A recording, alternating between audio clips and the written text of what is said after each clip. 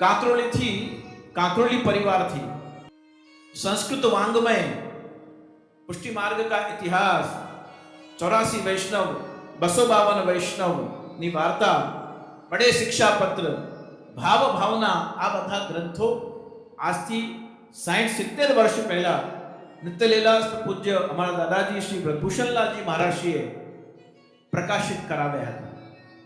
गुजराती अने हिंदी में एना ऊपर कॉमेंट्रीज एक एक श्लोक ऊपर एक एक अष्टसखाओं ऊपर एक एक 84 वैष्णवों ऊपर गुजराती में अने हिंदी में कॉमेंट्रीज द्वारकादास परीखे लखी हती। जे वैष्णव एना ऊपर व्याख्या करी हती एनु नाम द्वारकादास परीख हतुं। अने द्वारकादास परीख रिपीटेडली 6th में फेल थया, 7th में फेल थया, 9th में फेल थया અને બાપે ઘરમાંથી કાઢી મૂક્યા કારણ કે એના ફાધર એ પોતે ડોક્ટર હતા। એમણે કહ્યું કે તું 3 વખત ફેલ થઈ રહ્યો છે, માંડ માંડ મારી ઓળખાણથી હું તને સ્કૂલમાં પાસ કરાવી દઉં છું। 6th માં 7th માં 8th માં 9th માં 3-4 વર્ષ તું ફેલ થયો, હવે મને તારું કામ નથી, ઘરમાંથી કાઢી મૂકે। એ 16 વર્ષની ઉંમરથી કે 50 વર્ષની ઉંમર સુધી એમણે બીજું કંઈ જ ન કર્યું। એ જતીપુરામાં ગયા અને આપણે દંડવતી શિલા છે જે જતીપુરા ગયા હશે, પરિક્રમા આપણે કરી હશે, આપણે ગિરિરાજજીમાં મંદિરમાં ઉપર જવું હોય તો દંડવતી શિલા છે, દંડવતી શિલાથી ઉપર જવાનો રસ્તો છે જ્યાં આપણે શ્રીનાથજી મંદિરમાં ઉપર જઈ શકીએ છીએ। જ્યાં શ્રીનાથજી મંદિરમાં ઉપર જવા માટેનો રસ્તો છે દંડવતી શિલા પાસેથી। રોજ સવારે 4 વાગે હાથમાં લાલટેન લઈને દંડવતી શિલાથી ઉપર મંદિર સુધી જાય, 6 વાગે મંદિરે પહોંચે। પણ જે રસ્તાથી ઉપર પહોંચાય છે એ રસ્તામાં નાની કાંકરી હોય, કાંટા હોય, જે કંઈક નાના નાના ગિરિરાજજીના સ્વરૂપ બિરાજતા હોય એ બધા સાફ કરે અને રોજ સવારે 4 વાગે એમની સેવા શરૂ થાય, 6 વાગે પૂરી થાય। 6 વાગે મંગલાના કીર્તન ઉપર શ્રીનાથજીના મંદિરે કરે અને પછી ઘરે જઈને અને સ્નાન સંધ્યા કરી અને પછી ગિરિરાજજીની રોજ પરિક્રમા કરે। સાંજે આવે કે કોઈ દિવસ चंद्र सरोवर ऊपर, कोई दिवस राधा कृष्ण कुंड ऊपर, कोई दिवस श्री महाप्रभुजीना बैठक में, कोई दिवस आम रस्ता में जे कोई जग्याए सारू सत्संग कीर्तन भजन थतुं होय त्यां जईने बेसी जाए, त्यां कोई खावानुं आपे एटले खाई ले, ना आपे तो भूख्या घरे आवीने सूई जाए। ए व्यक्ति 50 वर्ष सुधी एमना जीवनना 50 वर्ष सुधी 16 વર્ષથી કે 50 વર્ષ સુધી એમણે આ જ સેવા કરી છે અને 6th 7th 8th 9th 4 વર્ષ એ પોતાના જીવનમાં સ્ટડીઝમાં ફેલ થયેલા છે। એ દ્વારકાદાસ પરીખની 84 વૈષ્ણવ શિક્ષાપત્ર 252 વૈષ્ણવ અષ્ટસખા ચરિત્ર સંસ્કૃત વાંગ્મય આ બધા ગ્રંથો ઉપર લખાયેલી વ્યાખ્યા આજે ભારતની 19 યુનિવર્સિટીમાં એમના દ્વારા લખાયેલી પુસ્તકો ભણાવવામાં આવે છે। એવી 19 યુનિવર્સિટીઝ છે કે જેમાં આજે દ્વારકાદાસ પરીખની પુસ્તકો ગ્રંથો એમના દ્વારા લખેલા ગ્રંથો આજે ભણાવવામાં આવે છે। He was 9th fail અને એમની લખેલી પુસ્તકો યુનિવર્સિટીઓ ભણાવી રહી છે।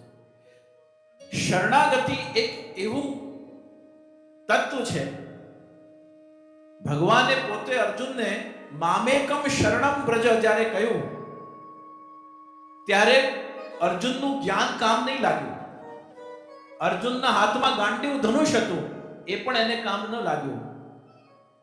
અર્જુનના સારથી કૃષ્ણ હતા એ પણ એને એ વખતે કામ ન લાગ્યા જ્યાં સુધી કૃષ્ણએ અર્જુનને કહ્યું કે મામેકમ શરણમ વ્રજ, તારા પાસે બધું જ આ સંસારને તું દેખાડી શકે અને તું પોતે દેખાડા બાદ પ્રસન્ન થઈ શકે એવું તારી પાસે આરોગ્ય છે, કલા છે, સત્તા છે, સંપત્તિ છે, રૂપ છે, બધું જ તારી પાસે આ સંસારને તું આપી શકે એવું બધું તારી પાસે છે, પણ હમણાં એક વસ્તુ તારી પાસે નથી। અર્જુને કહ્યું કે સખા એવું તો શું છે કે જે મારી પાસે નથી? ત્યારે ભગવાન કહે છે મામેકમ શરણમ વ્રજ, તું સંપૂર્ણ રીતે in totality you are not surrendered yourself in my lotus feet। તો હમણાં સંપૂર્ણ રીતે તારી શરણાગતિ તે મારા ચરણોમાં સમર્પિત નથી કરી અને જીવ જ્યાં સુધી સમર્પિત હોય પણ સમર્પણ ન હોય, વ્યક્તિનું સમર્પિત જીવન હોય કે નહીં, હવે શ્રી મહાપ્રભુજીની આજ્ઞા થઈ, હમણાં સુધી જીવનમાં 45, 50, 60 વર્ષ જે કર્યું તે, પણ હવે છેલ્લા જીવનના 15 વર્ષ, 20 વર્ષ મને મહાપ્રભુજી કહ્યું છે એમ ચાલવું છે, એવો સંકલ્પ પણ વૈષ્ણવ પરિવારમાં જન્મીનો આપણો ન હોય તો પછી આપણે વૈષ્ણવ કહેવાનું છોડી દેવું. 60, 70 વર્ષની ઉંમર થઈ જાય છતાં પણ શ્રી મહાપ્રભુજીના સિદ્ધાંતો પ્રમાણે ચાલવામાં હજુ પણ આપણને સંકોચ થતો હોય, લોકલાજ નડતી હોય, પરિવારના વાતાવરણ નડતા હોય આપણને, તો તે વખતે હવે હું વૈષ્ણવ નથી પણ બ્રહ્મ સંબંધ લીધા છે એવું જરૂર કહી દેવું. કારણ કે જીવનના અંતિમ તબક્કા તરફ આગળ પાછા આપણે ક્યારે હવે 45 ના થવાના નથી, 32 ના થવાના નથી, 22 ના થવાના નથી, 16 ના થવાના નથી, પાછો યુ ટર્ન લાગવાનો નથી. પેલો કર્મનો સિદ્ધાંત છે ને, આમ યુ મૂકેલું છે, એની અંદર લિક્વિડ છે. તમે આ બાજુથી જેટલું લિક્વિડ નાખતા જશો એટલે કર્મ અને એનું ફલ, આ તરફથી જેટલું આમ યુમાં અહીંયા તમે જેટલું લિક્વિડ નાખતા જશો આ બાજુથી ઓવરફ્લો થયા કરશે, અને જ્યારે તમે અહીંયાથી જલ નાખવાનું બંધ કરશો ઇટ વિલ સ્ટોપ ઓટોમેટિકલી. આ કર્મનો સિદ્ધાંત છે. આ યુ બનેલું હોય, એક એક્રેલિકની ટ્રાન્સપરન્ટ પાઇપ હોય જેનું યુ શેપ છે, ચલો અહીંથી તમે કલરફુલ લિક્વિડ કઈ નાખો, નાખ્યા જ કરો, આ બાજુથી એ નીકળ્યા જ કરશે. And the moment you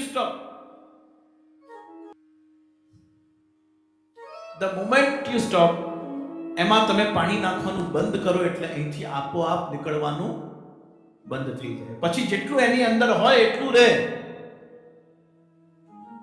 એ પાછું બહાર. એટલે કર્મનું ફલ શું છે? કર્મ શું છે?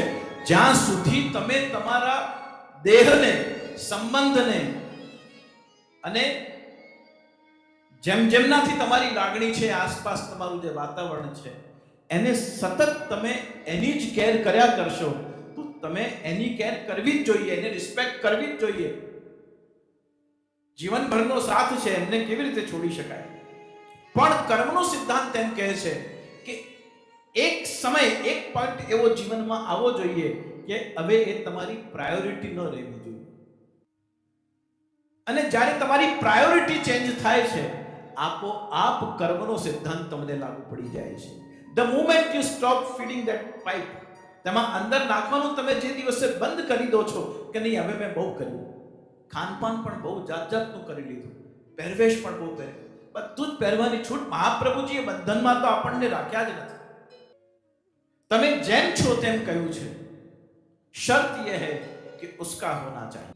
મહાપ્રભુજી જે વિચાર કહે છે, તમે જે ખાનપાન, ક્યાં મહાપ્રભુજી એવું કહે છે કે આ દિવસે તમારે શેવિંગ ન કરાય, આ દિવસે તમારે મીઠું ન ખવાય, આ દિવસે તમારે કોઈ પણ રિસ્ટ્રિક્શન્સ મહાપ્રભુજી રાખતા નથી. બે એક જ કન્ડિશન, અશક્ય વા શુશક્ય વા સર્વથા શરણમ હરિ. એક દિવસ જંગલમાં પેલા યાત્રીને જેમ વાઘ ખાઈ ગયો હતો, એ વાઘ કોઈ બીજાએ પ્રગટ કર્યો નહોતો, એ વાઘ એના દ્વારા ઊભું કરેલો હતો. જે જંગલમાં વાઘ એને ખાઈ ગયો હતો, જે આપણે શરૂઆતમાં વાત સાંભળી, એ વાઘ કોઈ બીજાએ મોકલ્યો નહોતો, એ પોતાનો જ ઊભો કરેલો હતો. અને વાઘ હશે તો એવો વિચાર આવ્યો એટલે વાઘ પ્રગટ થયો, અને મને ખાઈ જશે તો એટલે એને. તો આ કાલરૂપી વાઘ આપણને આવીને ગ્રસિત કરી લે તે પહેલા હજુ પણ સમય આપણી પાસે છે કે આપણે મુલાયમ તકિયાને છોડીએ, મન ભાવતું ભોજન ત્યાગીએ, અને ઠંડા પીણા જેટલા પણ પ્રકારના તમને ભાવતા હોય તે બધા ક્યાંક તો કોઈક દિવસે, તો ક્યારેક તો કોઈક ફાઇન ઇવનિંગના દિવસે તમારે એને ગુડ બાય કરવું જ પડશે. તો વાય નોટ ટુડે? અને સમય જ્યારે વ્યતીત થઈ રહ્યો છે,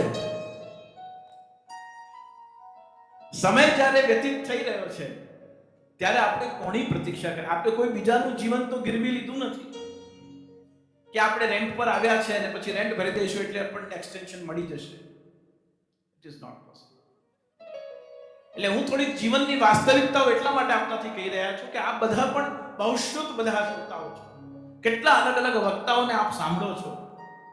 કોઈ ખાલી ગ્રંથ ઉપર વાત કરે, કોઈ કેવલ સેવા ઉપર વાત કરે, કોઈ કેવલ સ્મરણ ઉપર વાત કરે. પણ આ સેવા, સ્મરણ, કીર્તન, ભક્તિ, દર્શન આ બધું જે છે એ અંતે આપણને કામ ક્યારે લાગે છે? જ્યારે આપણે પોતે નક્કી કરીએ છીએ કે હવે આ મારે કરવું છે. અમદાવાદના એક વૈષ્ણવ છે, ઘણીવાર બહુ સંપન્ન પરિવાર છે. એ અલગ અલગ બ્રાહ્મણો દ્વારા એમના ઘરે 12 મહિના 7 દિવસની ભાગવત પારાયણ, મૂળ પાઠ, પાટલા પારાયણ કહે ને આપણે, એવા 12 મહિના એમના ઘરે ચાલતા હોય. તો એવું 15 વર્ષથી એમના ઘરે ચાલે છે. અને એકવાર જ્યારે મારે એમના ઘરે પધરામણી હતી ત્યારે મેં પૂછ્યું કે આ તમારા ઘરે પાટલા પારાયણ બ્રાહ્મણ કરી રહ્યા છે, બહુ સુંદર પાઠ કરે છે, તો કે જે આ છેલ્લા 15 વર્ષથી એક પણ વર્ષ પડ્યું નથી, એક પણ મહિનો ખાલી થયો નથી. દર મહિને 4 બ્રાહ્મણો, એક પૂરી થાય, બીજી પૂરી થાય, એમ 4 વીકની 7 દિવસના, એમ દર વીકે એક બ્રાહ્મણ કથા કરે છે. અને એક મહિનામાં 4 બ્રાહ્મણો 4 વખત પારાયણ મારા ઘરે થાય છે. અને 15 વર્ષથી આવી રીતે બ્રાહ્મણો આવીને પાટલા પારાયણ ઘરે કરે છે. સવારે હું અથવા વાઈફ બે કોઈ પણ જઈને પૂજન કરી લઈએ છે. કેટલી બધી આનંદની વાત છે. આ ભાગવતનું વાતાવરણ તમારા ઘરમાં 15 વર્ષથી એ શ્લોકોનો પ્રભાવ છે કે આજે તમારા ઘરમાં 8-9 લોકો રહો છો, પણ કોઈને કોઈ રોગ નથી, કોઈને કોઈ તકલીફ નથી, કોઈ જાતની તમને ધંધામાં તકલીફ પડી નથી. આપસમાં, પરિવારમાં પણ તમારું કેટલું બધું સંગઠન છે. તો કે ના દીદી, એ બધું નથી. હું આપને એક વાત કહું કે બીજું બધું સંગઠન, ધંધો, ભોજન, વૈભવ બધું સરસ છે. મારે ને રેણુકાન બહુ બધું નથી. 15 વર્ષથી પારાયણ ચાલે છે ને હજુ તમારું બધું નથી. મને અરવિંદભાઈ મને ઇન્સ્ટન્ટ એવો વિચાર આવ્યો કે જે ઘરમાં 15 વર્ષથી પાટલા પારાયણ ભાગવતજી બેસતા હોય, બધું સારું સારું દેખાતું હોય, ને 2 જણા અલગ અલગ રૂમમાં સૂતા હોય, પછી એ બંને જણાની જમવાનો ટાઈમ અલગ અલગ હોય, એ બંને દિવસમાં એકાદ વાર જય શ્રી કૃષ્ણ મળે, આવતા જતા તો કરી લે, બાકી કે બધું. આ પરિસ્થિતિ એમણે વર્ણન કરી. તો મને વિચાર આવ્યો, મેં એમને પૂછ્યું કે 15 વર્ષથી પાટલા પારાયણ ચાલે છે તમારા ત્યાં, તમે 2 જણા સાથે અથવા એકલા 15 વર્ષમાં કેટલા પારાયણ તમે સાંભળ્યા છે? કે ના, એ બધું અમે કરતા નથી. અમે બ્રાહ્મણ આવે ત્યારે સંકલ્પ લઈએ છીએ અને વિદાય થાય ત્યારે પૂજન કરીને કવર મૂકી દઈએ છીએ. તે સિવાય બ્રાહ્મણ એનું કામ કર્યા કરે, બાકી કે આ બધું બેસીને સાંભળવાનું અમને બંનેને રુચિ નથી. તમે જ્યારે સંકલ્પ લઈને કોઈ પણ અનુષ્ઠાન તમે બ્રાહ્મણ દ્વારા કરાવો છો, એનું 3% જ ફળ તમને મળે છે. 97% જે કરે છે એને જ પ્રાપ્ત થાય છે. જે દિવસે તમે ભોજન કરશો અને બ્રાહ્મણનું પેટ ભરાઈ જશે, તે દિવસે 100% ફળ તમને મળી જશે. અથવા બ્રાહ્મણ ભોજન તમે કરાવી દેશો અને તમારું પેટ ભરાઈ જશે કે આજે બ્રાહ્મણ ભોજન થઈ ગયો હોય, મારે ખાવું નથી, મારું પેટ ભરાઈ ગયું, એવું જ્યારે થઈ જશે ત્યારે એના દ્વારા કરેલું પાઠ પારાયણ પણ આપણા જીવનને ઉજાગર કરી દેશે. તો શ્રી મહાપ્રભુજી કહે છે કે જબ તક આપકી શરણાગતિ દ્રઢ નહીં હો, સંપૂર્ણ રીતે જો આધિદૈવિકતા હોવી એ ડિવિનિટી છે, પર સરેન્ડર થવું ઇન ટોટલિટી, સંપૂર્ણ શરણાગત થવું. ભગવાને એક જ વાક્ય કહ્યું, મામેકમ શરણમ વ્રજ. ભગવાને એની કેટલી બધી વ્યાખ્યા કરી શકતા, ભક્તિ યોગમાં કરી પણ છે વ્યાખ્યા. મય્યાવેશ્ય મનો યે મામ યે જનાઃ પર્યુપાસતે તેષામ અહં સમુદ્ધરતામ મૃત્યુ સંસાર સાગરાત. ભગવદ ગીતામાં ભગવાન ભક્તિ યોગમાં કહે છે કે જે શરણાગત હોય અને મય્યાવેશ્ય મનો યે મામ, ભગવદ ગીતા ભક્તિ યોગ 12મો અધ્યાય, મય્યાવેશ્ય મનો યે મામ, જે મને મારો થઈને મારા માટે ભજે છે તે. ઘણીવાર ભક્તિ પણ આપણે એના માટે નહીં, આપણા માટે ભજતા હોય. ભગવાનના શબ્દો પર ગૌર કરજો. મય્યાવેશ્ય મનો યે મામ યે જનાઃ પર્યુપાસતે તેષામ અહં સમુદ્ધરતામ મૃત્યુ સંસાર સાગર. ભગવાન કહે છે કે જે મને ભજે, મારા માટે અને મારો થઈને રહે છે. આ ક્યારે સંભવ બને? જ્યારે સંપૂર્ણ શરણાગતિ હોય, જ્યારે પ્રભુ પાસે પ્રભુ સિવાય બીજું આપણને કંઈ જોઈતું ન હોય, ત્યારે એ સંપૂર્ણ શરણાગતિ છે. અને એ સંપૂર્ણ શરણાગતિ મેં જીવનની સમી સાંજે મારે જખમોની યાદી જોવી હતી. જીવનની સમી સાંજે 50 વર્ષ પછીના જીવનની સમી સાંજે મારે જખમોની યાદી જોવી હતી. બહુ જ ઓછા પાના જોઈ શક્યો, પણ ખૂબ અંગત નામ હતા.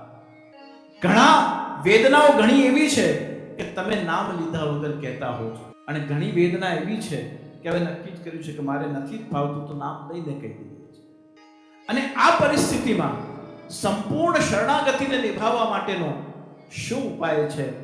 મહાપ્રભુજી આજ્ઞા કરે છે, જે આપણને બધાને જ ખબર છે. આ વાક્ય વલ્લભના આપણાથી અજાણા નથી. સેવાયામ વા કથાયામ વા યસ્યા શક્તિર દ્રઢા ભવે. અને શ્રી બાલકૃષ્ણજી તૃતીય પુત્ર, ગોકુલનાથજી ચતુર્થ પુત્ર અને યદુનાથજી છઠ્ઠા પુત્ર. આ શબ્દની વ્યાખ્યાની કોમેન્ટ્રીમાં લખે છે, સેવાયામ વા કથાયામ વા યસ્યા શક્તિર દ્રઢા ભવે.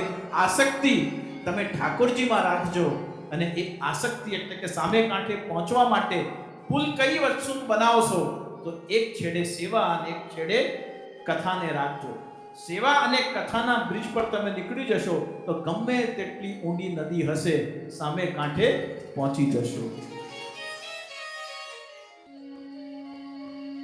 અને જે દિવસે એવું થવા લાગે કે અબ તો કાંટોं पे भी हक हमारा नहीं, પુષ્પો તો આપણા ભાગે આવી જાય છે, પણ પુષ્પોને આપણા સુધી લાવવા માટે આપણે કોઈને કોઈ ડાળીએથી તો એને તોડવો જ પડે છે.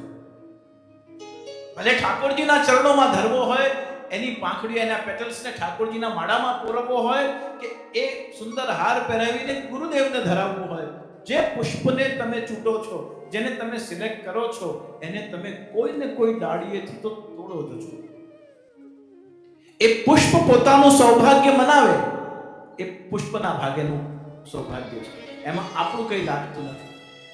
પણ ક્યારે ને ક્યારે એક કાંટાને પૂછો કે જે પુષ્પની સાથેનો સહવાસ હતો, પુષ્પે એને છોડ્યા પછી એની શું પરિસ્થિતિ છે?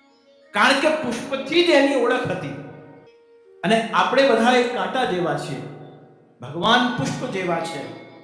જ્યારે પુષ્પ ઉપર, કારણ કે હજારો ગુલાબ ખીલેલા હોય, એમાંથી 10-12 આપણા સુધી પહોંચ્યા, એમાંથી 4 આપણે વીણ્યા છે, અને એમાંથી 2ની પાંખડીઓ ભગવાન સુધી પહોંચી.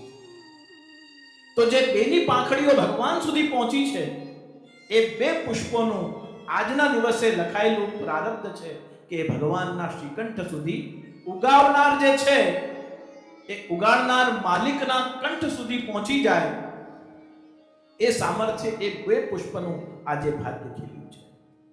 અબ તો કાંટોं पे भी हक हमारा नहीं. એટલે આ કર્મનો જે સિદ્ધાંત છે, એને શરણાગતિમાં કેવી રીતે બદલીશું? શ્રી મહાપ્રભુજી આજ્ઞા કરે 2 જ ઉપાય છે કે તો સવારે મંગલાથી લઈ શયન સુધીની ઠાકોરજીની સેવા કરો. તમે કહેશો કે એ અમારી લાઈફસ્ટાઈલ એવી છે, એ અમારા પ્રોફેશનલ બધા લાઈફના બધા સ્પીડ બ્રેકર્સ એવા છે, એ બધું અમારા જીવનમાં શક્ય નથી. અમે તો મિશ્રી ભોગ 40 વર્ષ 50 વર્ષથી ધરીએ છીએ, અને આજે પણ મિશ્રી મેવો જ કરીએ છીએ, એનાથી વધારે સેવા સંભવ નથી. તો મહાપ્રભુજી બીજો ઉપાય આપે, કથાયામવા, એટલે કે નામ સ્મરણ કરો. ત્રીજો કોઈ ઉપાય મહાપ્રભુજીએ ભગવાનને પ્રાપ્ત કરવાનો. આ ભગવાનથી પ્રાપ્ત કરવા માટે ઘણા બધા સંપ્રદાયો છે, પણ પ્રભુ સિવાય બીજું કઈ ઓછું આપણને ન ખપતું હોય, એ પરિસ્થિતિમાં અને સેવાયામવા કથાયામવાને સમજવા માટે શરણાગતિ ખૂબ મુખ્ય છે.